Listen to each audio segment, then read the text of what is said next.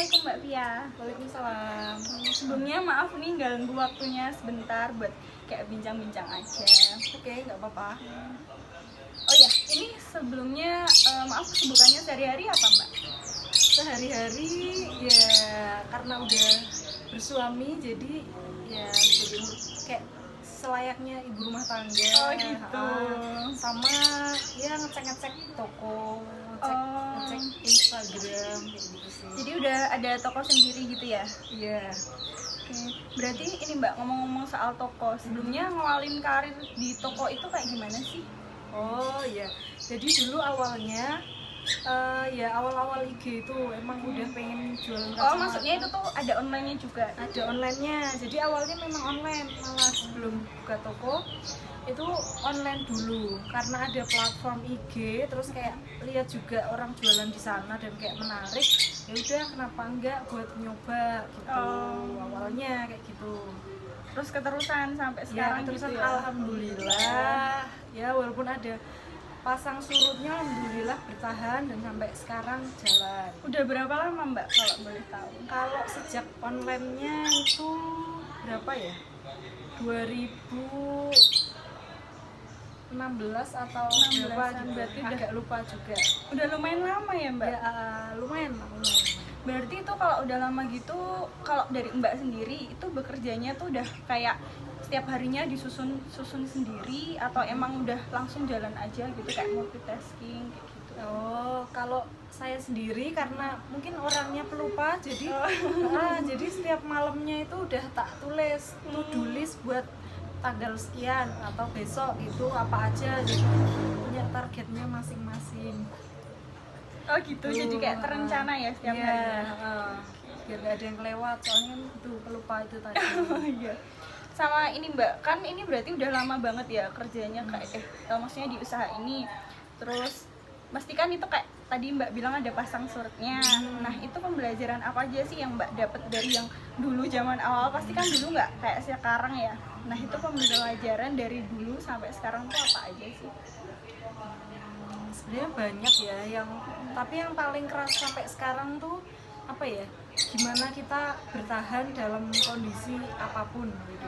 Maksudnya kan kayak beberapa temen juga ada yang punya usaha ya mungkin mulainya juga bareng tapi ada yang mungkin ketika sepi atau ketika kurang sesuai target terus dia ganti atau ya apa ya, kasarannya menyerah atau gimana. Oh iya, banyak juga yang gitu contohnya salah satunya. Nah, kalau saya salah satunya sih yaitu tadi bertahan. Ternyata ketika bertahan ya walaupun nggak dalam waktu singkat pasti dia bakal ada apa hasilnya kayak gitulah ya. Alhamdulillah kalau gitu sampai sekarang udah sebesar itu. Sama ini Mbak, paling kalau itu kan tadi udah kayak pasang surut terus bertahan walaupun nggak sesuai target atau gimana. Nah, yang Mbak lakuin buat setiap harinya kan pasti kalau sebuah toko apa Mbak? Soco Kacamata Jogja. Yeah. Nah, itu kan setiap harinya pasti perlu ada kayak inovasi baru. Nah, gimana sih Mbak mengembangkan karir itu jadi biar bisa kayak sampai sekarang? Dulu awalnya gimana? Nah, setiap harinya mengembangkan strateginya kayak gimana? Oh iya, kalau itu pastinya apa ya, prinsipnya harus menarik, berbeda dan mengikuti perkembangan zaman gitu. Jadi kan maksudnya sebenarnya kan saya mungkin generasinya udah beda sama anak muda sekarang, sementara target market kita anak muda. Nah, kalau saya nggak bisa mengikuti kan nanti juga susah juga. Jadi gimana saya ikut dalam perkembangan zaman generasi yang sekarang, terus ya dibuat menarik, berbeda, biar kayak punya identitas juga si soconya itu sendiri. Oh iya, tapi selama itu ada ini nggak Mbak, kayak konflik yang dialami entah dari tokonya sendiri atau dari Mbaknya sendiri mungkin sama itu ada karyawannya ya? Ada. Atau mungkin antar karyawan atau soal usahanya gitu ada nggak Mbak? Oh sebenarnya kayak lebih ke apa ya, konflik atau bukan ya, pokoknya pernah suatu ketika beberapa kali lah itu foto-foto dari toko kita itu diambil, foto kacamata. Oh, foto kacamata. Nah, jadi kan kita semua produk motret sendiri. Nah, dulu itu beberapa lumayan banyak ding, jadi fotonya itu dipakai toko lain untuk jualan, sedangkan harganya beda dan kualitasnya juga kita nggak tahu sama atau enggak gitu. Dan itu ketahuannya juga dari customer, untungnya ada customer baik hati tuh ngasih tahu. Terus ya udah itu, ya itu sempat kayak ya gimana ya, maksudnya untuk ngambil satu foto produk kita itu ya butuh perjuangan, nggak cuma asal aja. Nah kan jadi gimana gitu loh rasanya. Terus itu cara Mbak buat ngatasinnya gimana kalau ada? Oh iya, nah kalau dulu itu kan pertama belum ada watermark alias kayak logo kita. Awalnya maksudnya itu kan sebenarnya memang nambah pekerjaan juga kan, nambah logo setiap foto ibaratnya.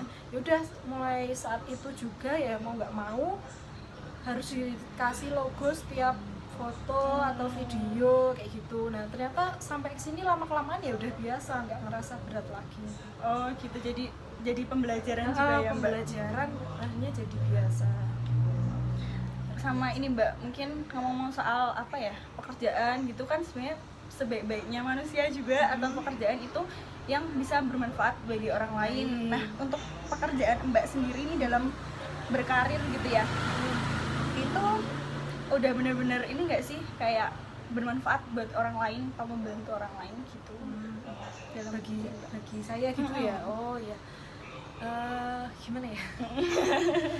Mungkin kalau dari produknya sendiri itu kan kacamata. Nah itu sebenarnya kalau dulu mungkin kayak belum banyak nih orang yang pakai kacamata, tapi sekarang ternyata banyak banget, ibaratnya hampir menjadi kebutuhan primer. Ibaratnya dari anak kecil sampai orang tua semua pakai kacamata. Nah, dulu pun saya sendiri mengalami kayak ketika beli kacamata harganya mahal, kayak wah udah mikir aduh pakai nggak ya, soalnya harganya mahal padahal butuh. Nah alhamdulillah sekarang bisa apa ya, memberikan opsi kepada orang-orang yang membutuhkan kacamata dengan harga yang lebih terjangkau, yaitu juga mungkin semoga salah satunya yang bisa apa ya, contoh untuk membantu sesama gitu. Terus yang kedua ya sebenarnya salah satu juga cita-cita itu pengen membuka lapangan kerja kayak gitu gitulah, semacam itu. Nah, alhamdulillah ada yang bisa kita bantu di toko kita, pokoknya saling membantu juga ya, itu tadi sih. Oh iya, seperti itu kurang lebih. Berarti intinya buat teman-teman juga kalau mau buka usaha gitu kan mesti ada pasang surutnya gitu, tetap dijalanin walaupun kayak Mbak Via bilang tadi nggak sesuai sama target, nggak sesuai ekspektasi, mungkin itu tetap dijalanin, jadi jangan menyerah. Akhirnya bisa sampai kayak Mbak Via sekarang. Ya sekarang pun tetap harus semangat terus, maksudnya jangan cepat merasa puas. Iya betul, kalau gitu terima kasih banyak Mbak Via, maaf Sama-sama, mengganggu Mbak waktunya. Gita. Mungkin buat teman-teman yang baru cari kacamata dan lokasinya, ini lokasinya di Jogja, kalau mau di luar kota juga bisa, nanti kirim-kirim, nanti aku kasih IG-nya di link ya. Makasih Mbak Via. Sama-sama Mbak. Yeay.